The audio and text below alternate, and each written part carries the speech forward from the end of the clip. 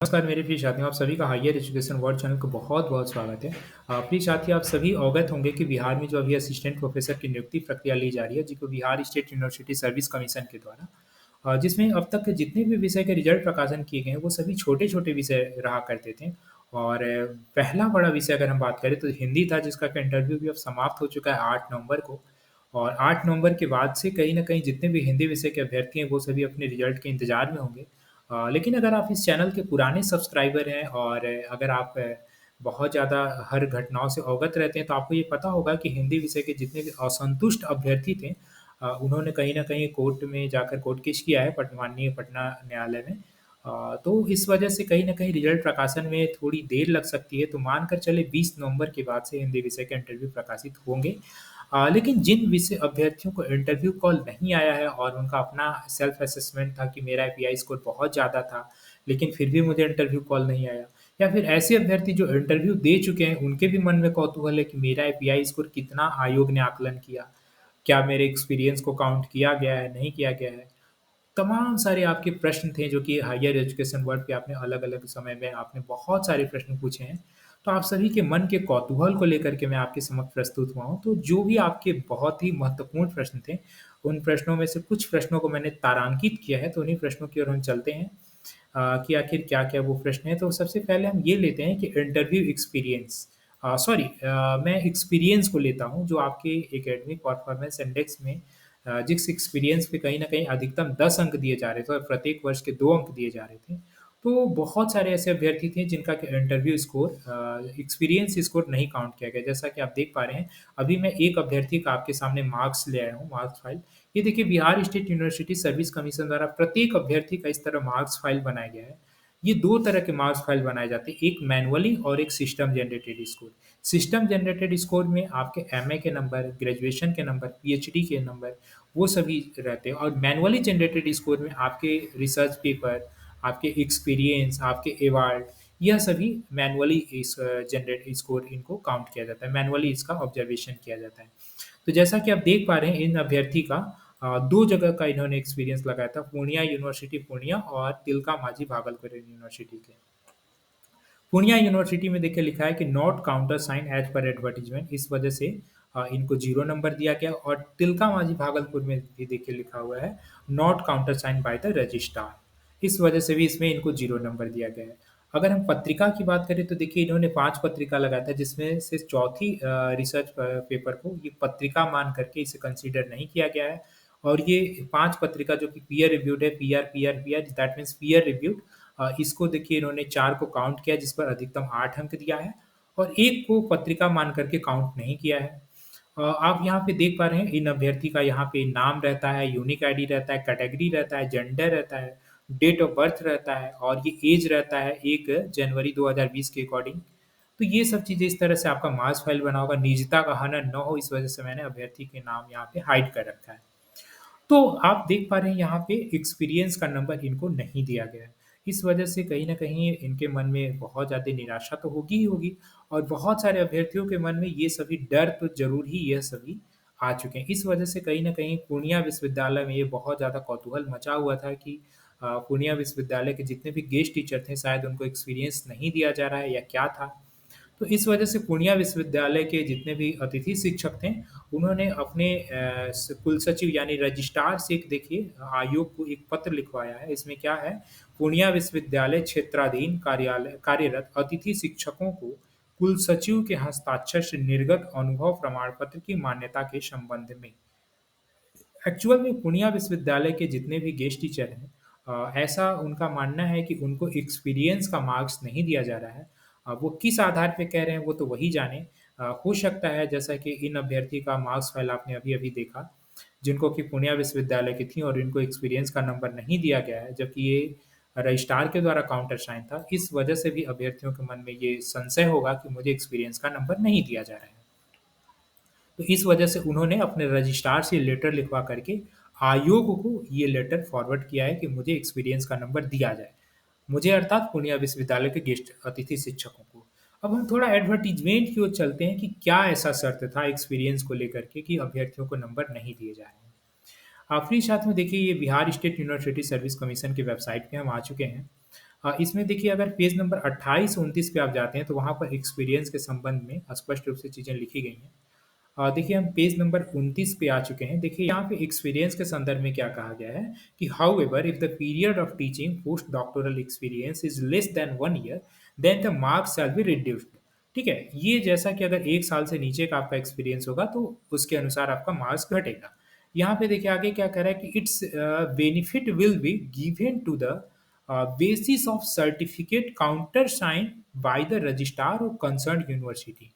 देखिए यहाँ पे स्पष्ट रूप से कहा गया है, ये विज्ञापन में ही कहा गया है कि क्या कह रहा है कि it's benefit will be given on the basis of the certificate countersign by the registrar और कंसर्न यूनिवर्सिटी। अब यहाँ पे तकनीकी पहलू को समझिए। यहाँ पे क्या कहा गया है कि countersign by the registrar. Countersign का अर्थ क्या होता है? काउंटर साइन का अर्थ ये होता है कि किसी न किसी के द्वारा पहले ही सिग्नेचर किया गया है और उसको कहीं न कहीं ये वेरीफ़ाई करके सर्टिफ़ाइड किया जा रहा है, ठीक है? यानी एक दूसरा भी सिग्नेचर इनके द्वारा उसी सर्टिफ़िकेट पे किया जाएगा, वेरीफ़ाई किया जाएगा, उसको प्रमाणित किया जाएगा, जो कि पहले सिग्नेचर जिनके द्वारा किया गया हो। अब ये पहले सिग्नेचर किनके द्वारा किया गया हो, ये चीज़ें यहाँ पे नहीं लिखी गई हैं। तो पहले सिग्नेचर ये हिडन था कहीं न कहीं। आप अगर कॉलेज के शिक्षक हैं, तो आपके कॉलेज के प्रिंसिपल सिग्नेचर कहीं न कहीं करेंगे, या फिर अगर आप यूनिवर्सिटी में कार्यरत हैं, तो यूनिवर्सिटी के आपके डिपार्टमेंट के हेड करेंगे या फिर डीन करेंगे, ठीक है? उनके द्वारा फॉरवर्ड किया जाएगा, इसके बाद ये रजिस्ट्रार के द्वारा सिग्नेचर किया जाएगा।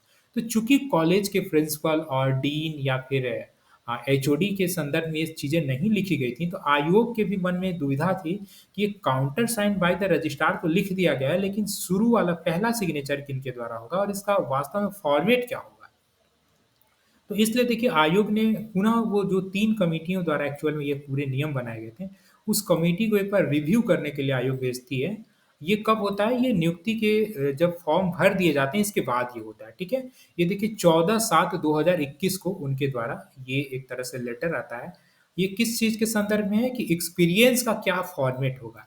ये देखिए स्पष्ट रूप से इन्होंने कहा है कि the committee of the opinion that the experience certificate issued by the head of the department, principal, institute, countersign by the registrar. यानी कि उस एक्सपीरियंस लेटर पे आपके हेड ऑफ द डिपार्टमेंट का सिग्नेचर होगा, एचओडी का, नहीं तो प्रिंसिपल का होगा, नहीं तो उस इंस्टीट्यूट के जो हेड होंगे उनका होगा, और इसके बाद आपको countersign by the registrar का होगा, ठीक है?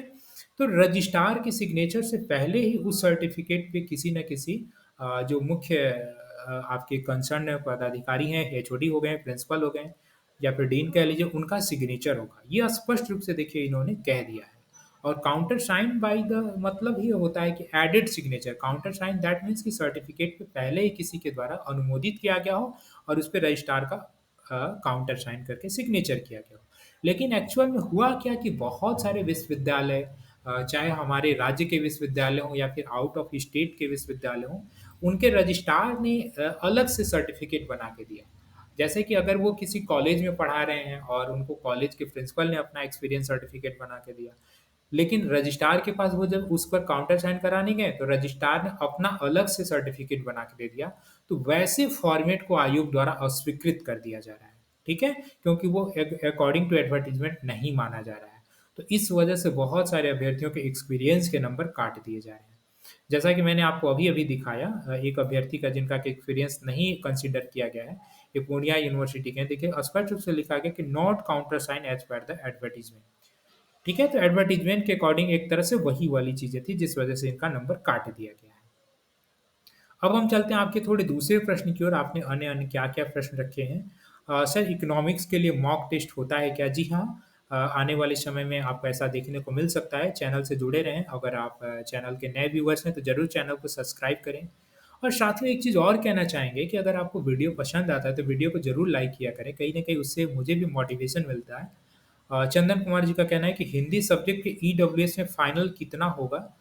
वो देखिए रिजल्ट आने के बाद स्पष्ट रूप से पता चलेगा, लेकिन मान के चलें कि इसका अगर ईडब्ल्यूएस के संदर्भ में कहें, हिंदी के संदर्भ में तो 81 मान के चलें। 81 जो एपीआई स्कोर जिनका 81 एप्रॉक्स रहेगा, उन्हीं का शायद चयन होगा।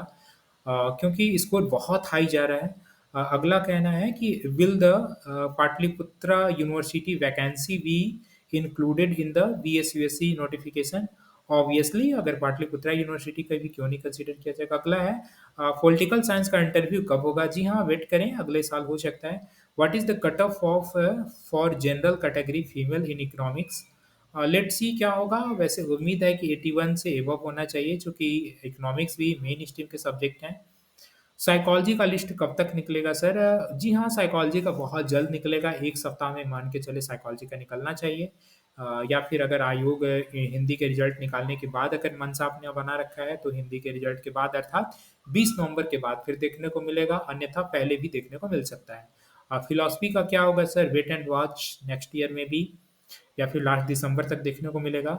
सर, आयोग द्वारा जारी किसी विषय की सूची में माँगे गए डॉक्यूमेंट को हमें कैसे आयोग को भेजना चाहिए, इसकी प्रक्रिया हेतु एक वीडियो पोस्ट करने की कृपा करें। प्रभु सेवक जी, इसके संदर्भ में मैं नेक्स्ट वीडियो ज़रूर बनाऊँगा कि आखिर किस तरह से आपको आयोग को मेल करना है, क्या फॉर्मेट होना चाहिए, राइट? ज्योग्राफी का इंटरव्यू कब होगा? आने वाले समय में आपको देखने को मिलेगा।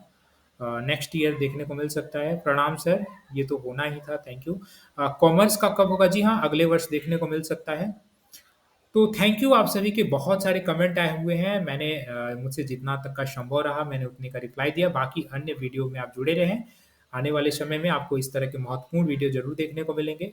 और हिंदी के जो विषय के अभ्यर्थी हैं, जो इंटरव्यू दे चुके हैं, वो अपने इंटरव्यू एक्सपीरियंस को चाहें तो हायर एजुकेशन वर्ल्ड चैनल से साझा कर सकते हैं। इसके लिए आपको कमेंट में एक लिंक दिया हुआ है, उस गूगल फॉर्म को भर दें ताकि आपको आमंत्रित किया जा सके आपका इंटरव्यू एक्सपीरियंस को सुनने के लिए। आप इस चैनल पे अंत तक जुड़े रहें, इसके लिए बहुत-बहुत आभार, धन्यवाद। Thank you so much.